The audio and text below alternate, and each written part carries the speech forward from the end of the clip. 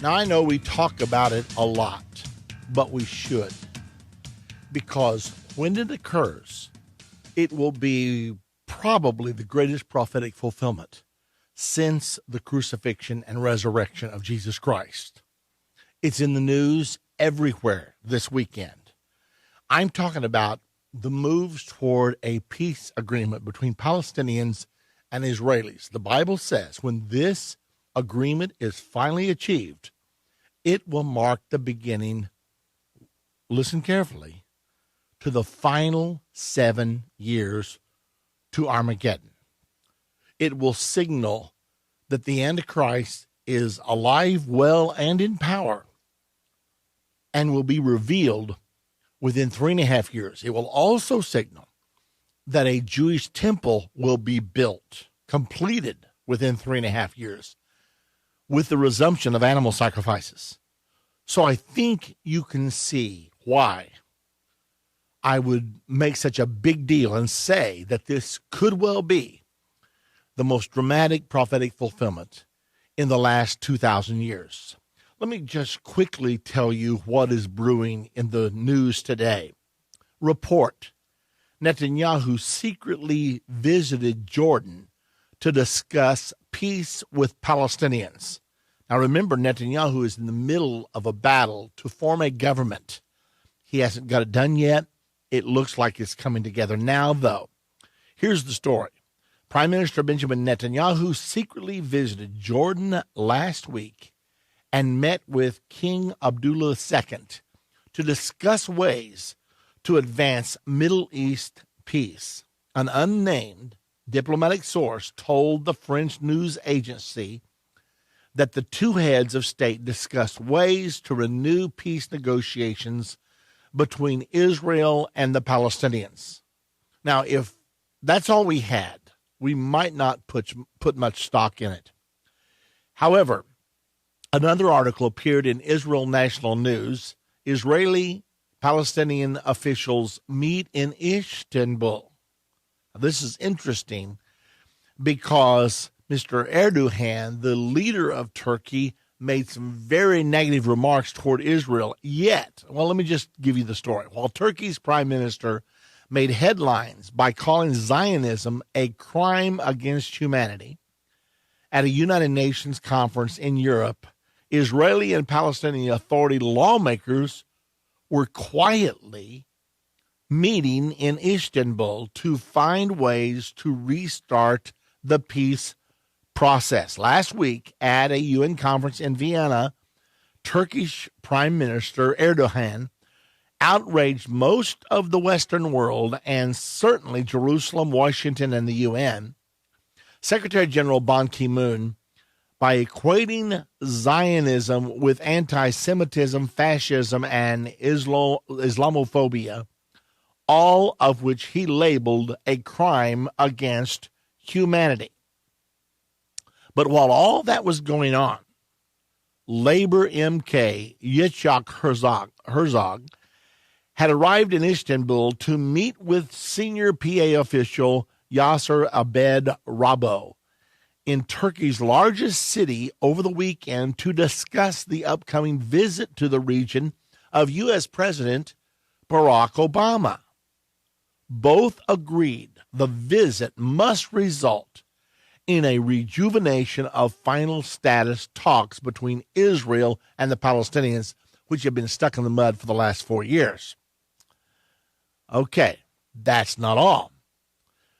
This comes again from Israel National News, and it is titled, Oren, We Want Peace Now. We do not want a peace process, Israel's U.S. Ambassador Michael Oren said at Sunday's AIPAC conference. That's the American Israeli Political Action Committee. We want peace. We don't want a peace process. We want peace, he said. We do not want to start negotiations tomorrow. We want to start them today, now, in Jerusalem, in Ramallah, and here in Washington, Oren said. That's not all. Another article. Obama will pressure Israel to achieve peace, predicts expert. Arutz Sheva, which is Channel 7 in Israel, spoke Sunday with Dr. Stephen Burke, a professor of Holocaust and Jewish studies at the Union College. Dr. Burke took part in a session entitled History of the U.S.-Israel Relationship at the 2013 IPAC Policy Conference in Washington. The relationship between the U.S. and Israel, said Dr. Burke, remains rock solid. There have been changes and tensions, but underneath it all, most Americans appreciate that in the struggle in the Middle East, Israel is on the right side. On the issue of peace with the Palestinian Authority, he predicted that Obama will lean heavily on the Israelis to make some sort of agreement with PA Chairman Mahmoud Abbas, adding that Obama will have to make sure to address Israeli security concerns as part of such an agreement. That's not all. This article, all this coming over the weekend, by the way. Report, Netanyahu planning new construction freeze. Now, you all know that Netanyahu did a 10-month freeze way back at, 2009, because Abbas said we won't come to the table as long as you're building in the West Bank. So he did a 10-month freeze, and Abbas didn't come to the table until 9.5 months were expired. And by the time he came there, he came just in time to say, oh, you got to keep the freeze. Netanyahu said, nope, I did it for 10 months. You didn't come. You're playing games. I'm not doing that. So consequently, there have been no negotiations since that time.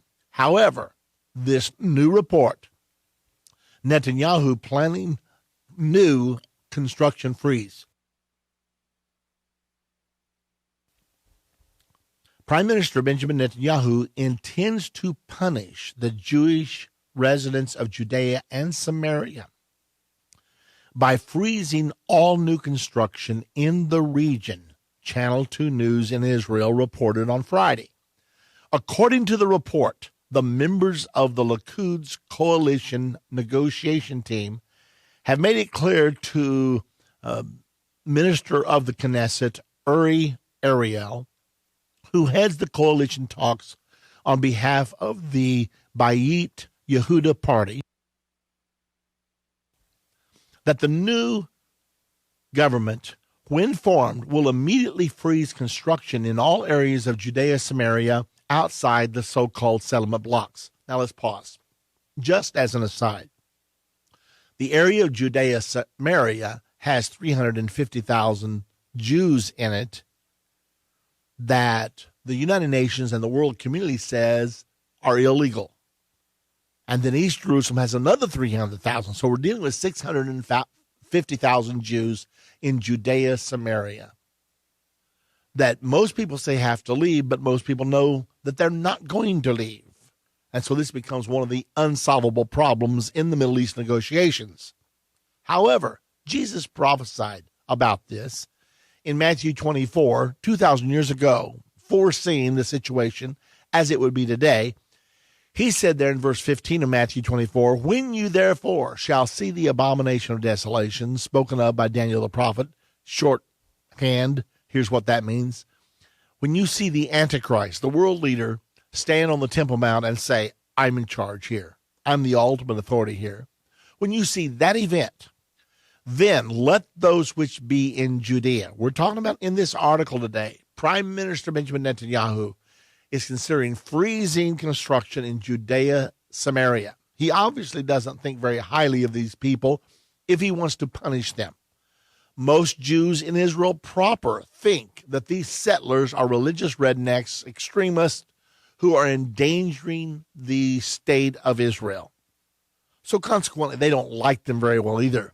However, the Bible says that when the Antichrist stands on the Temple Mount claiming to be the ultimate authority there, that the Jews who live out in Judea will have to flee, because by that time, there's going to be a peace deal, and part of the peace deal will be that the Jews who live out there can stay, if they want to, under Palestinian government. If they want to leave, they will be bought out under the terms of the agreement. But many of them are saying, this has already been discussed, it's been in the news, and many of them are saying, we're not leaving. This is our promised land. We are staying here, and they will. Because Jesus said 3.5 years after the agreement, when the Antichrist stands on the Temple Mount claiming to be God or claiming to be the Messiah or whatever his claim ends up being, that the Jews in Judea are going to have to run for their life because there's going to be something about that event that ignites Palestinian anger. So the Jews are going to have to run for their life. So here we are as Prime Minister Netanyahu is attempting to put together his third government. And he says he's going to punish, at least this is the report of Channel 2 News, that he is going to punish the residents of Judea, Samaria. And the reason is because they all registered to vote in the Likud primary. And they voted in a lot of very conservative people. And then when the actual election came up, they didn't vote for the Likud party. They voted for Bayit Yehuda party and other parties, more conservative parties. But now then, the Likud party had all these right-wing people in it, and they did end up getting voted in, but they brought down the vote total.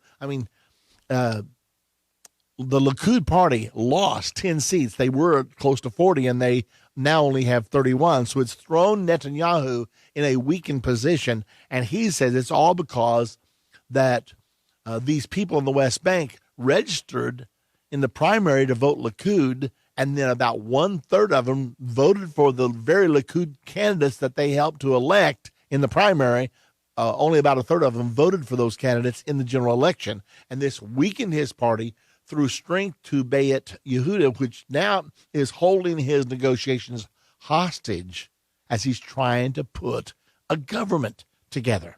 Okay, now what's this all about? It has everything to do with resuming the peace talks. I've been talking now as fast as I can go for about 12 or 13 minutes, giving you story after story after story. It's obvious that there's something afoot. Now, we know there have been initiatives before that have failed.